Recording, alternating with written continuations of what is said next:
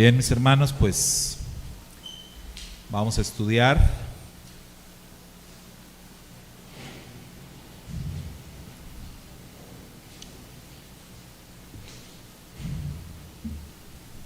es una semana difícil en el mundo entero. Toda la semana hemos estado pues siendo bombardeados por noticias que tienen que ver con la guerra, con la situación de peligro extremo que se está viviendo. Hay muchas páginas, como ustedes saben, amarillistas que pues también les gusta sembrar el terror de más. O sea, de por sí la situación es terrible, pero hay algunos que se han dado a la tarea de sembrar más miedo. Y bueno, eso vuelve muy complicado todo. Lo cierto es que pues debemos de estar orando, debemos estar preparados para cualquier eventualidad. La guerra está en aumento, está avanzando. Nuestro deber es seguir orando por nuestro pueblo, por el pueblo de Israel, los que están allá en medio de la batalla, mucha gente que está en los refugios. Hay muchas noticias que dicen que mucha gente ha salido al desierto. No sabemos qué tan cierto sea. La verdad, he visto mucho eso, pero no he podido comprobar si es verdad, porque luego también son noticias falsas o imágenes falsas. He tratado de ver con algunos hermanos que seguimos, que están allá, que viven allá, pero no he podido confirmar si es verdad. Y es importante eso, porque si esto fuera verdad y si ya hay mucho pueblo en el desierto, pues eso nos estaría indicando una señal muy importante respecto a lo que dijo nuestro Santo Maestro. Entonces, por eso a mí me ha causado mucho interés ver si es cierto que ya hay mucha gente de Israel en el desierto o no. Si alguno de ustedes tiene manera de investigarlo, de comprobarlo, sería muy bueno que podamos saberlo, porque eso es un indicativo muy importante en cuestión de tiempos proféticos. Pero bueno, hoy vamos a concentrarnos en este tema de la parashá semanal. Nuestro ciclo anual de estudio de la bendita Torá, esta semana corresponde el turno a la parashá Shelach Lecha. Shelach Lecha, hermanos, ¿qué quiere decir? ¿Qué cosa? Envía tú. Envía para ti. Envía por ti. Recuerda, la palabra Shelach tiene que ver con enviar. Shelach es enviar. Por eso a lo que en español se le llama apóstoles, en hebreo se le dice shaliachim, los enviados, ¿sí? Entonces Shelach es envía, Lecha es una palabra hebrea que significa para ti, que tiene que ver contigo. Se recuerdan que hay otra parashá que se llama parecido, pero es Lech Lecha. Lech Lecha es vete, vete de ti, o vete para ti, o vete para tu propio beneficio. Esta es Shelach Lecha y es envía, envía por ti, envía para ti, envía por tu beneficio, envía tú. Eso es lo que significa Shelach Lecha. Y dentro de esta parashá, hoy vamos a estudiar este tema que le titulamos el complejo de Jonás. Así le pusimos a este tema, el complejo de Jonás. Y bueno, pues le pusimos el complejo de Jonás porque vamos a relacionarlo precisamente con el profeta Jonás. ¿Sí? ¿No lo pudiste poner?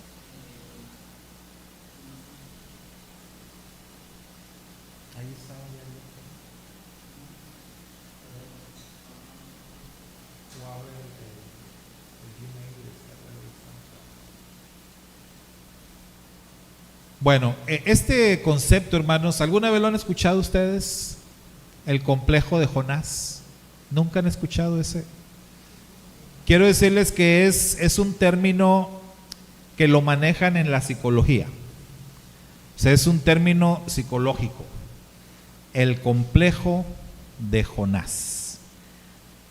Los psicólogos hicieron todo un estudio sobre esto y así ellos lo manejan, y sí, ellos se inspiraron en el profeta Jonás. O sea, los psicólogos se dieron a la tarea de hacer todo un perfil psicológico del profeta Jonás y lo aplican a personas que ellos dicen: no, tú tienes el complejo de Jonás. El problema que tú tienes es este. O sea, tienes el mismo perfil del profeta Jonás. ¿Y qué es lo que ellos determinan en cuanto al profeta Jonás? Bueno, ellos obviamente realizan todo su estudio, hacen todo su perfil psicológico. Yo no estoy, digamos, muy de acuerdo en todo lo que dicen sobre ese perfil, pero hay algo en lo que estoy totalmente de acuerdo con lo que ellos desarrollan sobre el perfil del profeta Jonás. Y es que ellos dicen que el profeta Jonás, todo lo que le pasó, todo lo que hizo y por qué lo hizo, dicen que es porque el profeta tuvo miedo al éxito. Él tuvo miedo al éxito. Y se acuerdan, los que estuvieron conectados anoche en la transmisión, les dije que hoy justamente les iba a hablar de esto, ¿no? Les iba a hablar del miedo que tuvieron los exploradores que fueron enviados por Moisés a reconocer la tierra de Canaán. Y vamos a hablar precisamente de eso, ¿verdad? Del miedo al éxito, porque el mismo miedo que tuvo Jonás es el mismo miedo que tuvieron los exploradores también. Miedo al éxito. Y estoy de acuerdo en eso con los psicólogos, porque el mismo Jonás lo dijo. O sea, no porque ellos lo digan, no porque ellos lo hayan concluido, sino porque el mismo Jonás, ahí en el libro de Jonás, nosotros podemos ver que él dijo, que él declaró que él estaba seguro de que el Eterno iba a perdonar a los ninivitas. ¿Y cómo podemos entender eso si no es éxito? ¿O para qué creen ustedes que el Eterno estaba enviando a Jonás a predicar a Nínive? ¿Cuál era la intención? ¿Condenarlos? ¿Que se perdieran? ¿Que murieran?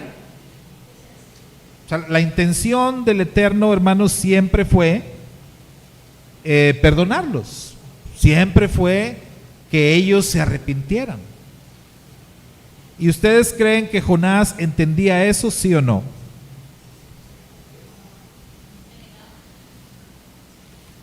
Pero lo sabía. Él más adelante dice: yo lo sabía.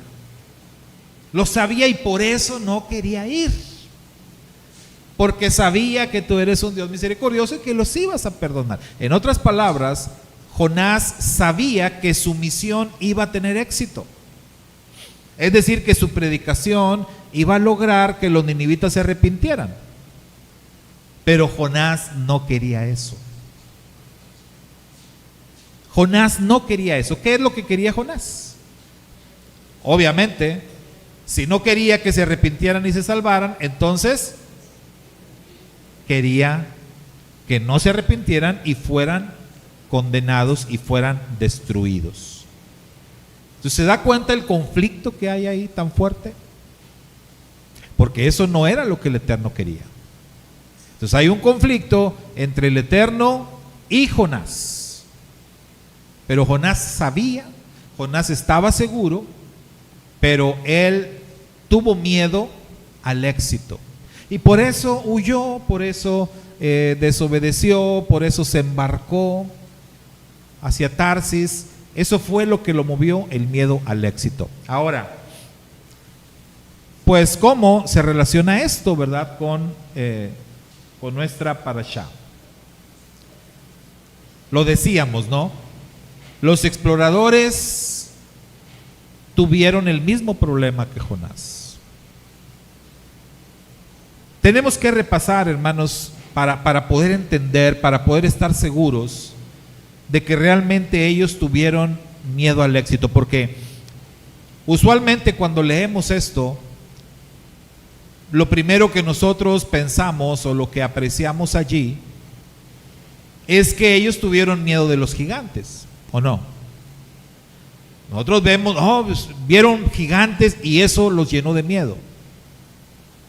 Pero ¿será que realmente se aterraron ante los gigantes? Es necesario que repasemos quiénes eran estos exploradores, quiénes eran los 12 espías. Entonces, la Torá nos dice que eran 12 príncipes. Ellos eran 12 jefes, 12 líderes del pueblo, personas importantes, varones valientes. Ellos eran varones de renombre.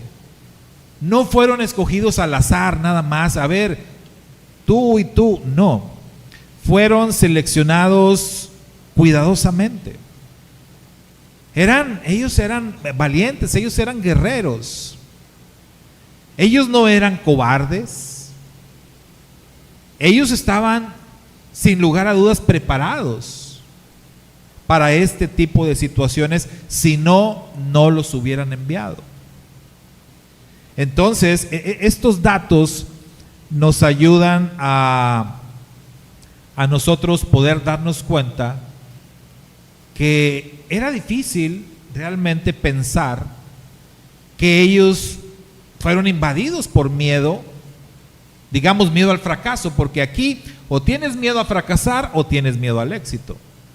Normalmente nos vamos con la idea de que ellos tuvieron miedo a fracasar por el informe que dieron, porque ellos dijeron, no tiene caso entrar ahí, vamos a ser derrotados, esa tierra de ahí se traga a la gente, aparte hay gigantes, aparte las murallas son bien altas, o sea, esto va a ser un fracaso. Aparentemente ellos tenían miedo al fracaso, pero si nosotros analizamos estas características de las que estamos hablando acá, tenemos que mencionar no solamente las características de ellos, no solamente que eran líderes, que eran varones, que eran valientes, que eran fuertes, etcétera, sino tenemos que hablar también de la experiencia que tú tienes, de la experiencia que has vivido. Ahora, estos varones habían vivido experiencias tremendas. Para empezar, en Egipto. Ellos les tocó vivir y ellos experimentaron todo el tema del juicio de Dios.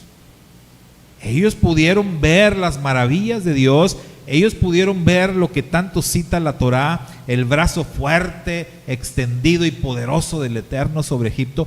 Ellos lo vieron. Ellos vieron cómo cayó cada una de las 10 plagas. En otras palabras, vieron el poder de Dios desplegado sobre la tierra de Egipto. Ellos fueron testigos de cómo Egipto quedó en ruinas, de cómo el faraón fue derrotado. Además, ellos también fueron testigos del gran milagro en el mar, el milagro del mar de cañas. Ellos vieron cómo se abrió el mar. Ellos lo experimentaron, no solamente lo atestiguaron, o sea, ellos cruzaron el mar. Ellos vieron nuevamente el poder del Eterno desplegado de gran manera, luchando contra las huestes del faraón.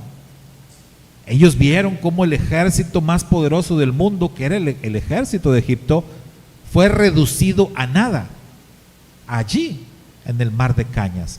Ellos lo vieron, nadie se los platicó. Ellos mismos se unieron al canto de la victoria de Moisés, de Aarón y de Miriam. Todo el pueblo se unió a ese canto en donde ellos cantaban la victoria, alababan al Eterno, pero donde parte, hermanos, de ese canto declaraba que los pueblos, que las naciones estarían aterrados ante el poder del Eterno, ante las maravillas que el Padre estaba obrando. Incluso en ese mismo cántico, ellos hablaron ahí de la gente que vivía en Canaán. Y en ese canto de alabanza, ellos declaraban que los habitantes de Canaán estaban muertos de miedo al darse cuenta de todas estas cosas. Entonces, si ellos estaban viviendo todas estas experiencias, tenemos que realmente replantearnos la pregunta si tenían miedo. Ahora, eso no fue lo único que ellos vivieron. ¿Qué más nos dice la Torá? Ellos llegaron a la montaña del Sinaí. Y en la montaña del Sinaí ellos también fueron testigos y experimentaron una de las cosas más maravillosas que se han dado en toda la historia de la humanidad. Algo que como pueblo, Israel, pues fue una experiencia única. Es decir, ningún otro pueblo de la tierra ha experimentado lo que el pueblo de Israel experimentó. Estar allí en la montaña del Sinaí teniendo esa experiencia, ese encuentro con Dios. La misma Torá declara que ningún pueblo ha vivido eso, ningún pueblo Dios le ha hablado de esa manera. Dios no ha establecido su pacto con ninguna otra nación, sino solamente con Israel. No hay otro pueblo que haya escuchado la voz de Dios de esa manera, ni que haya visto la gloria de Dios descendiendo sobre una montaña, como ellos lo vivieron allí en el Sinaí. Eso fue una experiencia gloriosa, que los llenó de miedo, sí, que no quisieron volver a escuchar la voz de Dios, también, pero eso no le quita la experiencia maravillosa que tuvieron allí. Ellos vieron la montaña arder en fuego.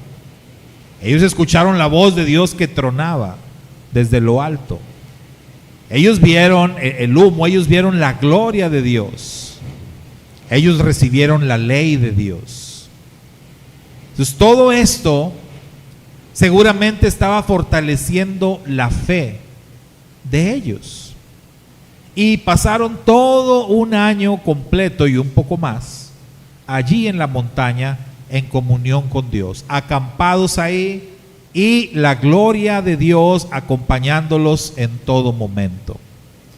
Entonces dígame usted, ¿qué otro pueblo, qué otra nación sobre la tierra ha tenido esa comunión tan directa, tan cercana, tan presente con el Todopoderoso, sino solamente Israel?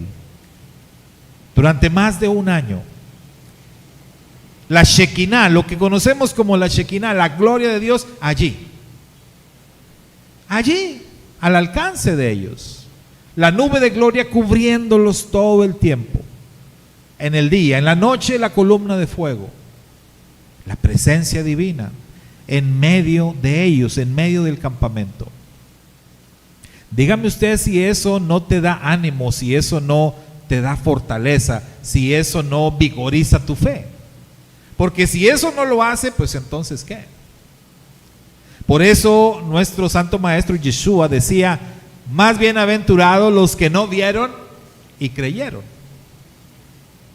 Nosotros que ahora no vemos todas estas cosas, pero lo creemos de todas maneras. Ellos lo vieron, ellos lo escucharon. Ellos estuvieron allí todo el tiempo. Y no solamente eso. Ellos comían el maná. Ellos comían pan que venía directamente del cielo. Ellos bebían agua, un agua milagrosa. Ellos bebían agua de la roca. Ellos encontraban manantial de agua todo el tiempo. Hay enseñanzas de los sabios judíos que dicen que la roca de la que ellos bebían los acompañaba todo el tiempo. O sea, eso era un milagro. Es decir, para donde el campamento se movía, la roca aparecía. A todo lugar que ellos iban, la roca aparecía. Y ahí estaba, lista para darles agua. Y nuestros libros sagrados dicen, y la roca era el Mashiach.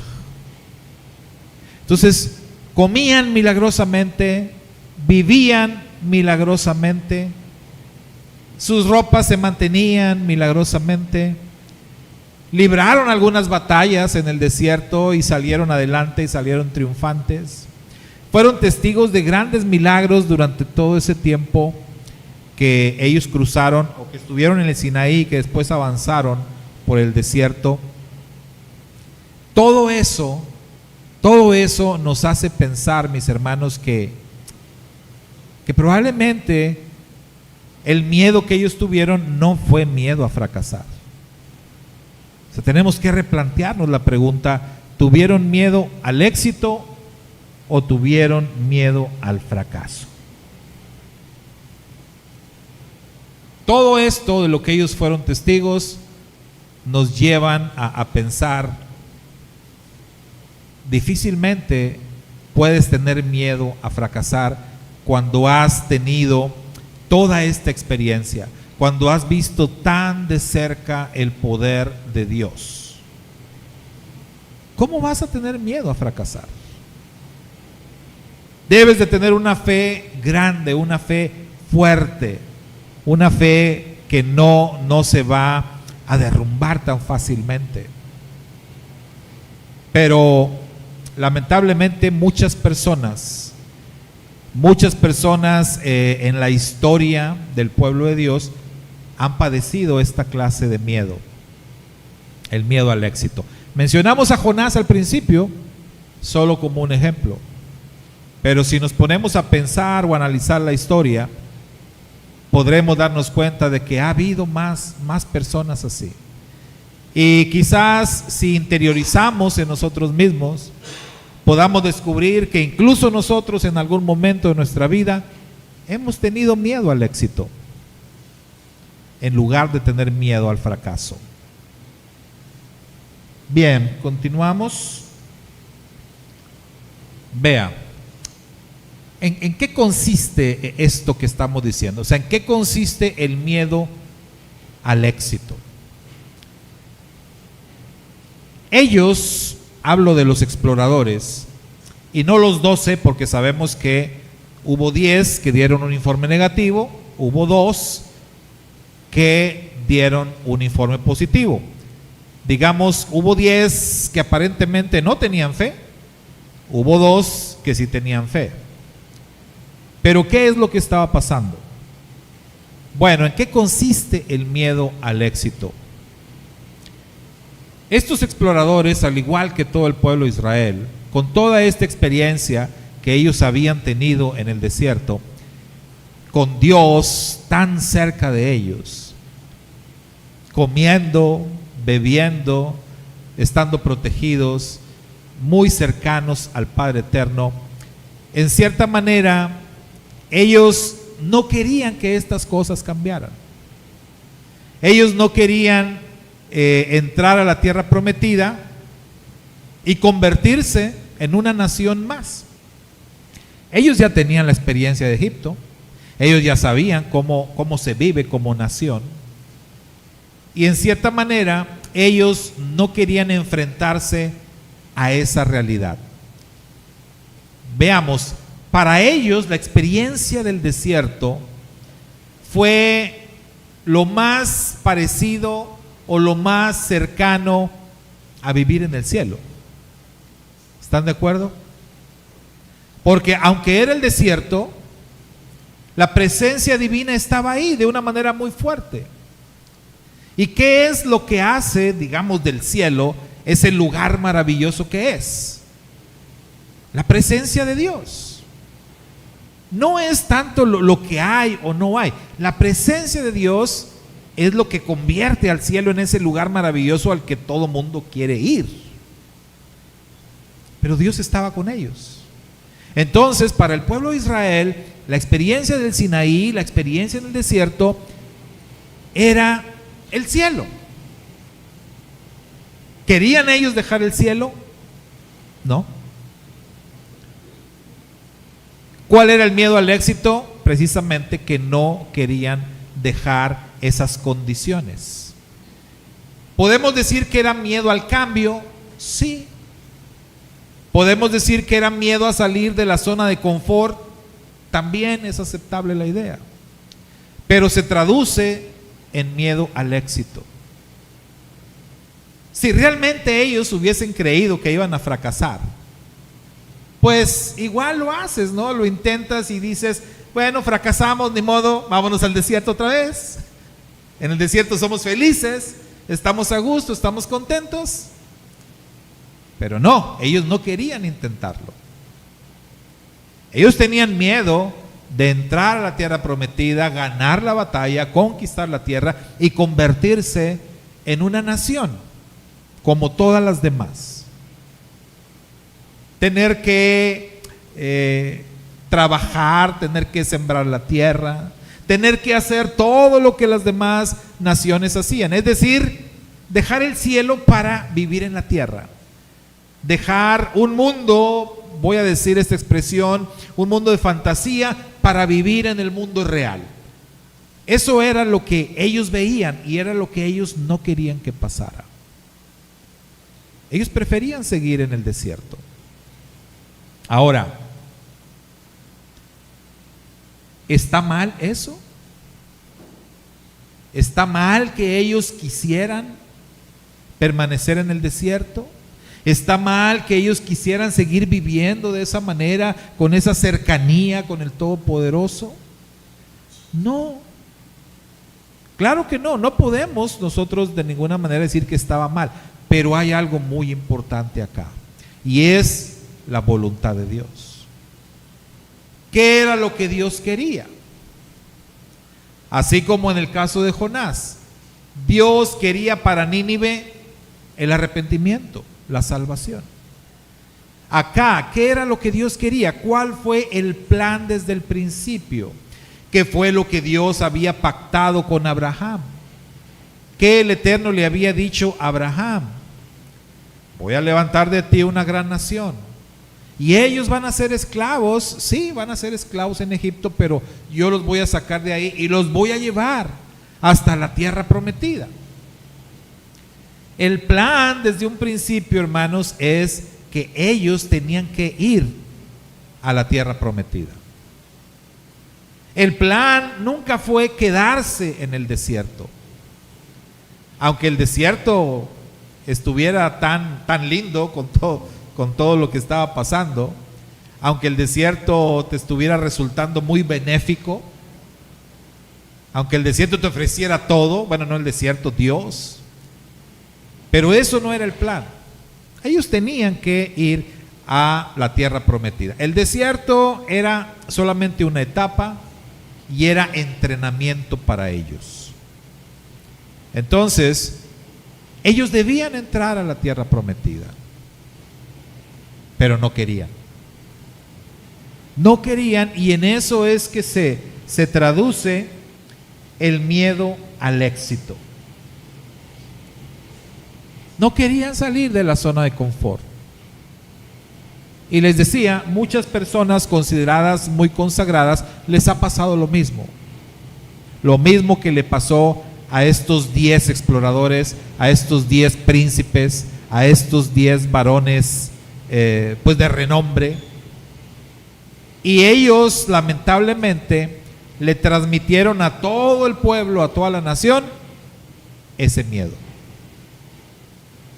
Ese miedo al éxito. ¿Qué es lo que Dios quería? ¿Cuál era el plan de Dios para que Israel se estableciera en la tierra prometida? Ellos en el desierto tuvieron la experiencia divina, cercana, de estar, digamos, prácticamente en el cielo. Vean ustedes lo que ellos estaban pasando, hermanos, y era lo que sucede con muchos grupos hoy en día, lo que sucede con muchas religiones hoy en día, lo que sucede con muchos predicadores, muchos maestros de la Biblia, que hablan y le enseñan a la gente acerca de la experiencia con el cielo, que tratan de llevar a las personas al cielo, cuando el plan de Dios primero es traer el cielo a la tierra. Eso es lo que pasa con muchos grupos. Usted sabe cómo mucha gente hoy en día está obsesionada con lo que se conoce como la doctrina del rapto. Todos están obsesionados con eso, y hay muchos ahorita que tienen también miedo con eso, porque todo lo que pasa en el mundo, y dicen, ¿y el rapto para cuándo? ¿A qué horas va a venir el rapto? ¿En qué momento se va a dar el rapto? Y no llega. Entonces hay muchos grupos, muchas religiones queriendo llevar a la gente al cielo. Y fíjese, y los judíos dicen, la diferencia del judaísmo es que ellos lo que tratan es más bien de traer el cielo a la tierra. Ahora, ¿de qué es de lo que se trata? ¿Cuál es la verdad en las Escrituras? ¿Se acuerdan cómo el maestro enseñó a los discípulos a orar? ¿Y qué decía Yeshua en la oración del Padre Nuestro? Hágase tu voluntad, aquí en la tierra como en el cielo. En otras palabras, Yeshua estaba enseñando que la voluntad del Eterno es que el cielo, o que la experiencia que se vive en el cielo, se viva en la tierra. O sea, en ese sentido, el judaísmo tiene razón.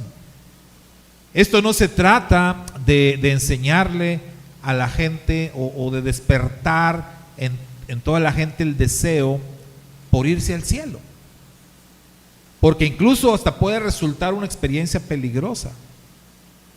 Usted sabe que ha habido en la historia reciente, ha habido varios casos de grupos extremistas, de creyentes, que por apresurar ya estar en el cielo, ha habido suicidios masivos. Grupos enteros, congregaciones completas que se han quitado la vida, liderados por alguien que les enseñó de una forma extrema, ya, vámonos, hay que irnos al cielo ya. Y acabaron quitándose la vida. ¿Se trata realmente de eso? No.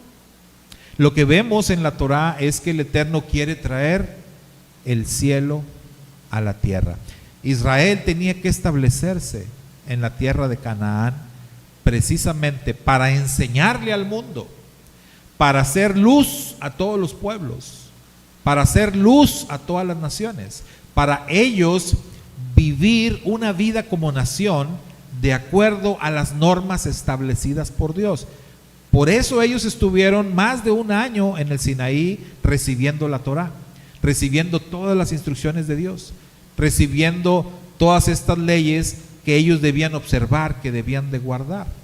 Si ellos, una vez establecidos en la tierra prometida, vivían de acuerdo a toda la ley que Dios les dio, ellos iban a cumplir con el propósito de Dios. Ellos iban a ser como luminares en el mundo. Ellos realmente iban a alumbrar el camino de las naciones. Toda la gente, todos los pueblos iban a poder conocer las leyes, los mandamientos de Dios, y por ende toda la gente iba a poder conocer a Dios, y toda la gente iba a poder venerar al Dios de Israel. Ese era el plan. Ese siempre fue el plan del Eterno. Pero de alguna manera ellos estaban sufriendo el complejo de Jonás. En cierta forma, el complejo de Jonás tiene que ver también con egoísmo. Con egoísmo, como cuando tú quieres a Dios solamente para ti y no quieres compartirlo con nadie más. ¿Eso está bien? No. No, porque la palabra dice: lo que de gracia recibiste, de gracia debes de dar. Lo que Dios nos da es para compartir, para dar. Pero extrañamente, en ese complejo de Jonás del que hablamos, en ese miedo al éxito, se esconde una actitud egoísta en donde no queremos compartir de Dios, no queremos hablar de Dios, porque tenemos miedo a que nos crean. Tenemos miedo a que la gente acepte. Y tenemos miedo a que después tengamos que hacer más cosas. Y eso era lo que estaba pasando con el pueblo de Israel. Ellos tuvieron ese temor. Ellos tuvieron miedo de convertirse en esa nación que Dios quería que se convirtieran. Ellos tuvieron miedo de ser ese faro de luz que tenía que establecerse allí en Canaán, para desde ahí alumbrar a todo el mundo. Pero de eso se trataba. Eso es lo que ellos tenían que hacer. Pero lamentablemente, mis hermanos, ellos se negaron. Se negaron y pues fueron condenados a vagar por el desierto durante 40 años. Ahora, después de eso, al seguir nosotros en nuestra lectura de las Escrituras, sabemos que finalmente Israel habría de entrar en la tierra prometida. 40 años más tarde, pero habría de entrar en la tierra prometida. Habría de establecerse, habría de conquistar la tierra, pero habría de cumplir con el propósito de Dios. Y lamentablemente nosotros vemos que no fue así. Vemos que no fue así porque ellos no cumplieron con la observancia de la Torá como el Eterno quería que lo hicieran. Vemos que esto no se cumplió porque fue más fuerte la influencia de las naciones sobre ellos que la influencia de ellos sobre las naciones. Y vemos que después Israel se sumió en una etapa muy difícil, conocida como el tiempo de los jueces, conocida como el tiempo donde cada quien hacía lo que mejor le parecía, y en una etapa donde la gloria de Dios no pudo brillar como el Eterno quería a través de su pueblo. Hubo una época en la historia de Israel, hermanos, donde la gloria de Dios realmente brilló, donde el Eterno fue exaltado y conocido entre las naciones, gracias a que en esa época el pueblo de Israel realmente estuvo cumpliendo con ese propósito. Estamos hablando de la etapa cuando David reinó, cuando Salomón reinó. Esos 80 años de reinado entre estos dos varones fue una etapa muy gloriosa. Fue una etapa donde muchísima gente de muchas partes del mundo pudo conocer al Dios de Israel, pudo ver la gloria de Dios, y muchos se rindieron ante la gloria de Dios. Pero lamentablemente eso no se mantuvo. Como sabemos, Salomón cometió errores, y esos errores del rey Salomón llevaron a la caída del reino de Israel. Y cuando el reino de Israel cayó, pues también el plan de Dios de darse a conocer a través de Israel se vino abajo. Vino la división del reino, ya solamente quedaba el reino de Judá, porque el reino de Israel se fue al exilio. Después el reino de Judá también se fue al exilio, aunque no por mucho tiempo. Pero el hecho de que el reinado de Judá siguiera siendo dominado por otros imperios nos habla a nosotros de que ellos no estaban cumpliendo con el propósito de Dios, y por eso eran dominados por otras naciones, por eso eran derrotados por otras naciones. Y en esas circunstancias fue que vino la máxima gloria de Dios, que es el Mashiach Yeshua, estando el reino de Judá bajo dominio romano. Y en esas circunstancias el reino de Judá, mis hermanos, desapareció.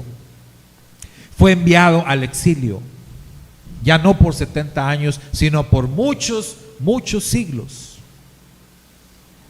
Hasta que en 1948 Israel regresó a la escena mundial. Ahora yo quiero decirles, quiero llamar su atención en lo que ha pasado con Israel en esta nueva etapa. Es decir, a partir de 1948 y hasta este año 2025. En Israel no son tantos quienes están viviendo ahí como lo fueron en la antigüedad. No han tenido quizás toda esa gloria que tuvieron con el rey David, con Salomón. Pero sí tenemos que reconocer, hermanos, que la contribución de Israel hoy en día ha sido una contribución tremendamente importante para la sociedad de nuestros tiempos. Si usted investiga, si usted se pone a ver todo lo que ha contribuido el pueblo judío a partir del 48 y hasta la fecha, es algo tremendísimo. El aporte de Israel a la humanidad en todos los ámbitos, en ciencia, en tecnología, en agricultura, vaya, hasta en cuestiones de guerra. Todo el mundo reconoce a los soldados israelíes como los mejores del mundo. Todos mandan a sus soldados a capacitarse a Israel. En cuestiones, en la psicología, vaya, en todos los ámbitos, hermanos, Israel ha contribuido de una manera maravillosa para el mundo. Mucha gente no sabe eso. Mucha gente no sabe de dónde salieron muchas cosas, muchos inventos, de dónde viene mucha de nuestra alimentación, de dónde vienen muchos frutos o verduras, cómo se han obtenido o nuevas formas de obtener el agua. Mucha gente no sabe que es Israel el que ha traído toda esa bendición al mundo en los últimos años. Pero más allá de todo eso, Israel ha contribuido de una manera tremenda también en cuanto al conocimiento de las Escrituras. Porque justamente con la aparición de Israel en 1948, vino también, hermanos, un resurgimiento muy fuerte de la fe hebrea, de la fe original, de la fe dada a este maravilloso pueblo. Justamente con el nacimiento o resurgimiento, mejor dicho, de Israel, vino también esto que hoy el mundo ha conocido. Esto que le llaman raíces hebreas, perspectiva hebrea de las Escrituras. Se descubrieron los rollos de Qumran. Vino de verdad un avivamiento muy grande para el mundo religioso de nuestros días a través del resurgimiento de Israel. Si Israel no hubiese resurgido, no se hubiese levantado otra vez en el 48, todo esto que hoy conocemos no sería posible. ¿Qué quiero decir con esto? Que realmente Israel en este tiempo, del 48 para acá, ha estado cumpliendo con el propósito del Eterno. Ha estado siendo luz para las naciones. Ha estado siendo bendición para las naciones. Y más aún todavía, Israel se ha convertido hoy por hoy, en estos días, se ha convertido en un punto de quiebre para el mundo. De tal manera que o estás del lado de Israel o estás en contra de Israel. Y eso es el propósito del Eterno. Es increíble que hoy en día haya muchas personas creyentes en el Dios de la Biblia, y lo digo entre comillas, haya mucha gente, muchos pastores, muchos líderes creyentes en el Dios de la Biblia y que están en contra de Israel, y que atacan a Israel, y que critican a Israel, y que manifiestan un espíritu antisemita. Es algo increíble, pero razonando en este tema de hoy, yo pensaba, ¿no será que ellos tienen miedo? ¿Y que tienen miedo al éxito? No miedo al fracaso, sino también miedo al éxito. Puede ser. Pero lo cierto es que, mis hermanos, Israel, el Israel de hoy, el Israel moderno, en este breve tiempo del 48 para acá, ha cumplido con el propósito de Dios. Y yo sé y reconozco que ciertamente, como todo el tiempo en la historia, no todo el pueblo es real, es verdadero, no todo el pueblo es fiel, no todos son parte del plan de Dios. Pero lo cierto es que el Eterno siempre ha tenido un remanente. Si bien ahorita muchos señalan y dicen que los líderes, y que si el primer ministro, y que si esto, y que si aquello, y que si las alianzas, mire, en cuestión de política, ni para qué opinar. Pero lo que sí estamos seguros es que el Padre siempre ha tenido un remanente. Y así como aquella ocasión, el remanente fueron dos: Josué y Caleb. Ese era el remanente, porque todos los demás se fueron, cayeron en ese miedo al éxito del que estamos hablando. Pero el remanente fue Josué y Caleb.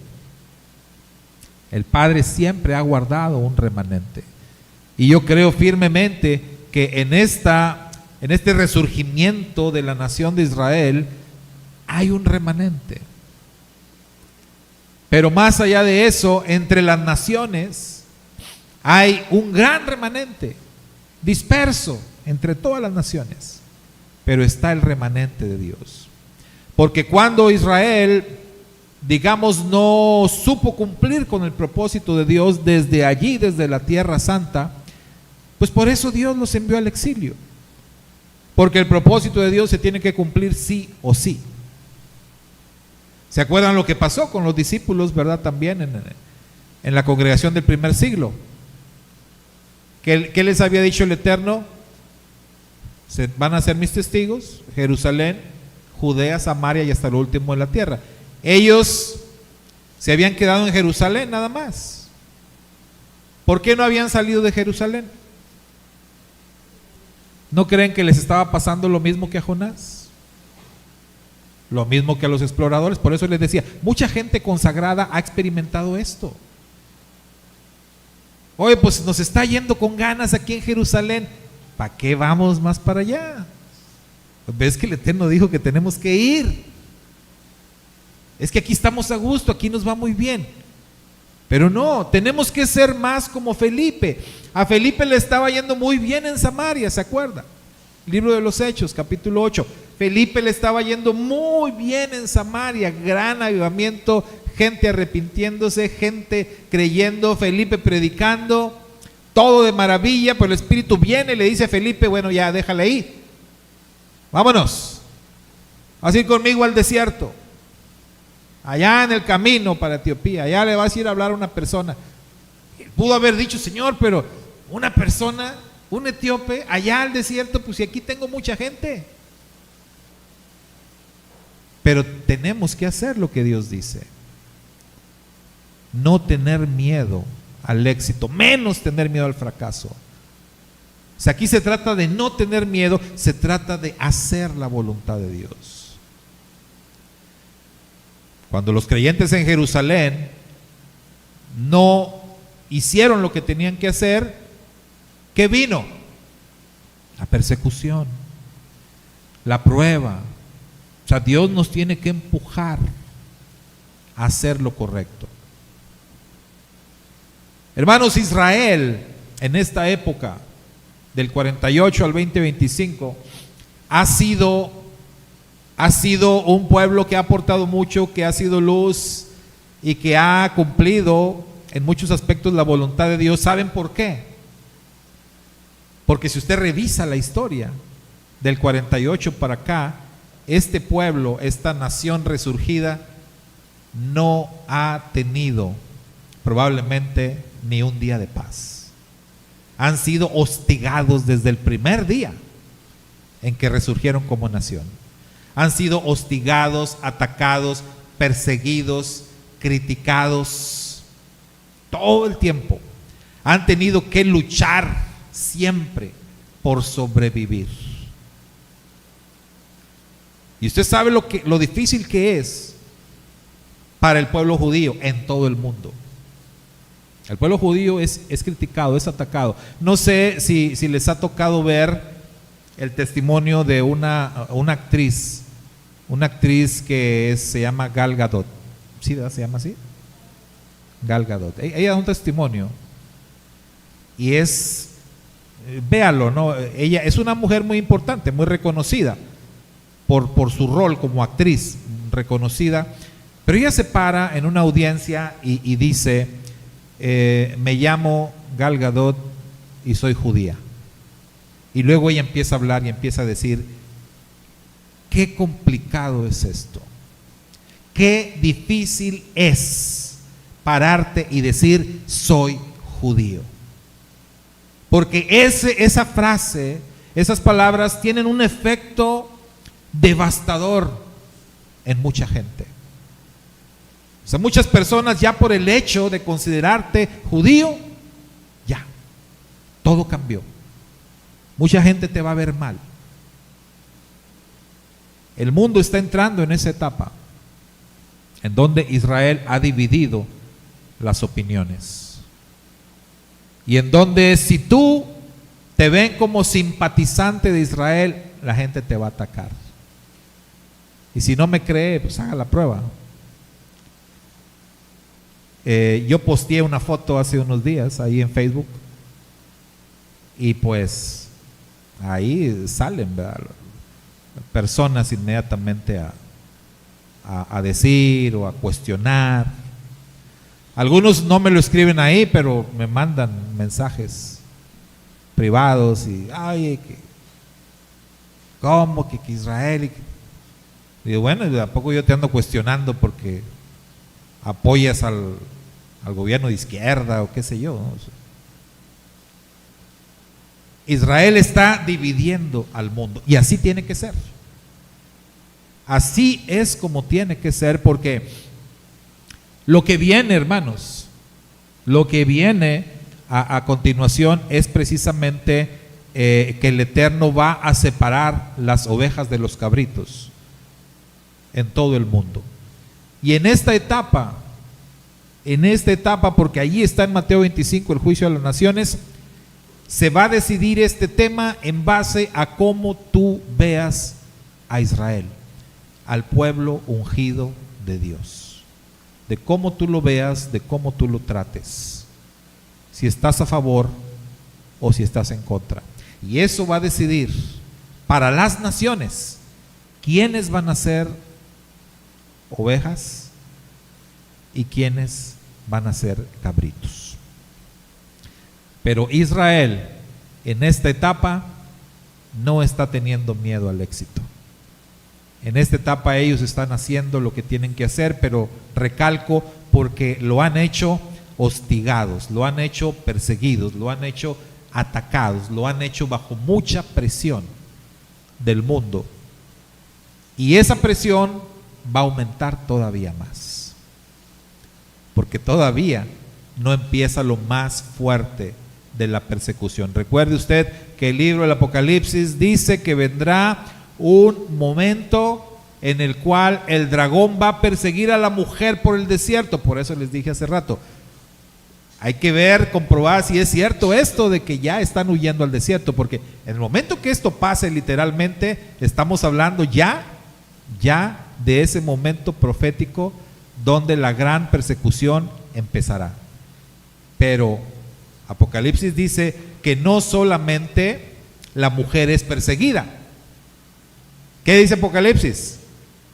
El dragón, al ver que no le puede hacer daño a la mujer porque la mujer recibe protección especial, ¿qué hace el dragón? Se da la vuelta y dice: hay otros descendientes de esta mujer que andan por ahí en el mundo, que están dispersos en el mundo.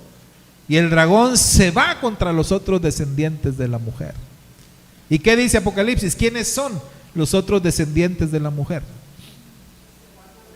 Estos son los que guardan los mandamientos de Dios y tienen el testimonio de Yeshua. Así que eso es lo que se viene, esa gran persecución. Y como pasó en los días de la Segunda Guerra, como pasó en los días del Holocausto, que hubo mucha gente buena que abrió sus puertas para proteger, para esconder a los perseguidos, para ayudarlos. Así, eso se va a repetir otra vez. Y esos serán las ovejas. Esos serán a los que el Señor les dirá: venid benditos de mi Padre, porque tuve hambre y me diste de comer, tuve sed y me diste de beber, estuve enfermo y tú viste por mí, estuve desnudo y me cubriste. Y ellos dirán: Señor, ¿cuándo hicimos eso por ti? Cuando lo hicieron por ellos, por mis hermanos, los más pequeños, por mí lo hiciste. Mucha gente no entiende el contexto de ese pasaje, pero al leerlo, al analizarlo, hermanos, vea usted, Yeshua viene de su discurso, Mateo 24, señales antes del fin, y luego viene el juicio de las naciones. Muchos piensan que el juicio de las naciones tiene que ver con los ministerios, que si fuimos, que si... No, tiene que ver con el comportamiento de las naciones en los días finales, en relación a los perseguidos. La gente tendrá que tomar una decisión. O van a estar del lado del perseguidor, es decir, el dragón, la bestia, o van a estar del lado de los perseguidos, para ayudar, para proteger, para orar, para actuar con compasión. Desde ahora ya se está viendo que mucha gente ataca, critica, juzga al pueblo santo, cuando esto no debería de ser así.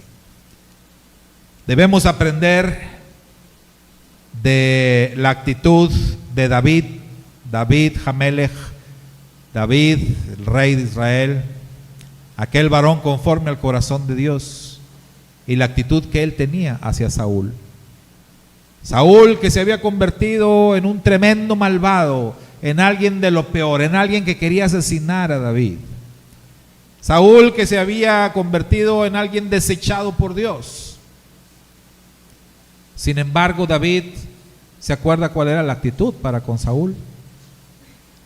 Él tenía un profundo respeto, una profunda reverencia hacia Saúl. ¿Por qué? Porque él decía: él es el ungido de Dios. Líbreme el Señor de yo levantar mi mano contra el ungido de Dios. Jamás el Eterno no lo permita. Esa es la actitud que deberíamos de tener. Que el Eterno nos libre de juzgar, de señalar o de atacar a un ungido de Dios, a alguien que ha sido escogido por el Eterno. Shabbat Shalom, mis hermanos. Shabbat Shalom para todos, y que el Padre nos guíe en esta etapa difícil, complicada que estamos viviendo, y los días que todavía vendrán. Que el Padre Eterno sea nuestra luz y que no tengamos miedo, ni de fracasar, y mucho menos miedo al éxito. Hay que hacer las cosas, hay que atrevernos siempre, hay que seguir la instrucción, hay que obedecer a la voluntad de Dios, porque es la única manera en que nosotros vamos a glorificar a nuestro Padre que está en los cielos.